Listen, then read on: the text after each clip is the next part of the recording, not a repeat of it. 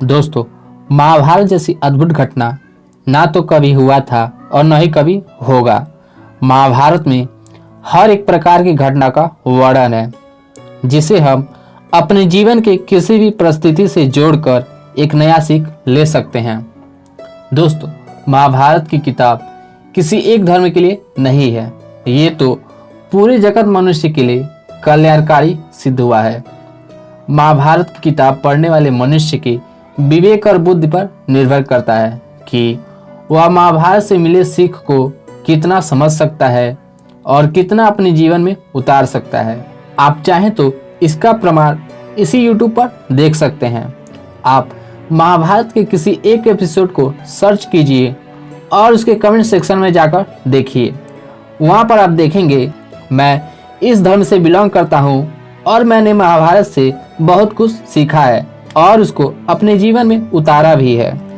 दोस्तों, इसके पीछे वजह यह है कि मनुष्य अपने जीवन में जितने भी कर्म करता है, चाहे वह मनुष्य त्रेता युग का हो या फिर कली युग का, अर्थात एक मनुष्य अपने जीवन में जितने भी कर्म कर सकता है, चाहे वह धर्म हो या अधर्म, वह महाभारत के किसी न किसी भाग में घटित हो चुका है। इसलिए हम महाभारत की किताब को पढ़कर यह सीख सकते हैं कि हम जो कर्म करेंगे उससे हमें कितना फायदा है और कितना नुकसान। दोस्तों, यही वजह है कि महाभारत की किताब को प्रत्येक वर्ग के लोग पढ़ते भी हैं और सीखते भी हैं। दोस्तों, अब बात करते हैं महाभारत के युद्ध के बारे में। अगर आपको लगता है महाभारत का युद्ध कौरवों और पांडवों के बीच ही हुआ था, तो यह पूर्ण रूप से सही नहीं है। महाभारत का युद्ध तो धर्म और अधर्म के बीच हुआ था। अगर कौरवों ने अधर्म किया था तो पांडवों ने भी अधर्म किया था। बस फर्क यही था कि कौरवों के द्वारा किया गया अधर्म पांडवों के अधर्म से अधिक था। इसीलिए कुरुक्षेत्र युद्ध में कौरव पूरी तरह समाप्त हुए और पांडव के अपने कुछ सगे संबंधी, लेकिन खोया तो दोनों पक्ष ने था। दोस्तों, जो यह महाभारत का युद्ध हुआ था वह भगवान श्री कृष्ण की लीला थी, जिसमें कौरवों और पांडवों सहित अनेक लोगों ने भगवान श्री कृष्ण के लीला का हिस्सा बने थे। इसीलिए उस युद्ध में जितने लोग भाग लिए थे उन सभी को स्वर्ग की प्राप्ति हुई थी। दोस्तों, जीवन का सत्य यह भी है कि मनुष्य अपने कर्मों के अनुसार स्वर्ग या नरक को जाता है। एक स्त्री का भरी सभा में अपमान करना सबसे बड़ा अधर्म है। फिर भी दुर्योधन को स्वर्ग मिला था क्योंकि वह भगवान श्री कृष्ण के लीला का हिस्सा बना था। अब आपके मन में होगा कि भगवान श्री कृष्ण ने ऐसा किया। अगर इसका जवाब हम विस्तार में जानना चाहें भी तो इसको जानने में ही हमारा पूरा जीवन बीत जाएगा, लेकिन हम पूरा नहीं जान पाएंगे। अगर इसको संक्षिप्त में जानना चाहे तो इसका जवाब है, महाभारत के घटना से भगवान श्री कृष्ण सदियों काल तक मनुष्यों को एक सीख देना चाहते थे।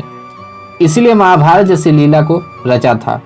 महाभारत की किताब को पढ़ने वाला किसी भी दशक का हो, उसे इस किताब से सीखने को मिलता रहेगा। दोस्तों, जब भगवान श्री कृष्ण सारथी बनकर अर्जुन के रथ को कुरुक्षेत्र में ले गए तो अर्जुन युद्ध करने से ही मना कर दिया। अर्जुन बोले, माधव, मेरे सामने पितामह भीष्म, गुरु द्रोणाचार्य और अपने ही अन्य सगे संबंधी हैं। अगर मैं उनका वध भी कर दूं तो मुझे अपने कुल के नाश करने का पाप लगेगा। इसलिए हे माधव, मैं यह युद्ध नहीं कर सकता।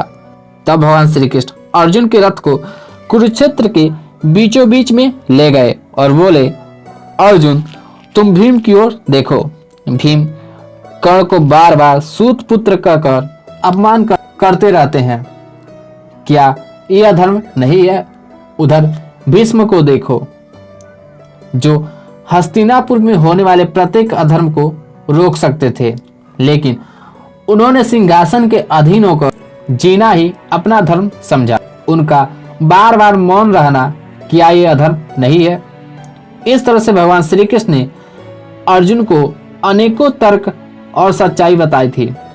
आगे भगवान श्री कृष्ण ने कहा था, अर्जुन, तुम किसके नाश की चिंता कर रहे हो? क्या तुम्हारे पहले कोई मनुष्य नहीं था या फिर तुम्हारे बाद कोई मनुष्य नहीं होगा? तुम मनुष्य के शरीर की नाश की चिंता मत करो। शरीर तो बालकपन, जवानी और वृद्धावस्था पार करने के बाद नष्ट हो जाती है। अगर कुछ नष्ट नहीं होता है तो वह है आत्मा। आत्मा को न तो आग जला सकती है, न पानी भिगा सकती है और न ही हवा सुखा सकती है। आत्मा तो अमर है। यह केवल पुराने शरीर को त्याग करके नए शरीर को धारण करती है। इसीलिए तुम शरीर के नाश को कुल के नाश से मत जोड़ो। और इस तरह से भगवान श्री कृष्ण ने अर्जुन को अमृतवाणी सुनाई, जिसे गीता उपदेश भी कहते हैं। दोस्तों, अगर आपको गीता उपदेश से जुड़ी जानकारियां चाहिए तो हमारे चैनल को सब्सक्राइब करके हमें कमेंट सेक्शन में बता सकते हैं।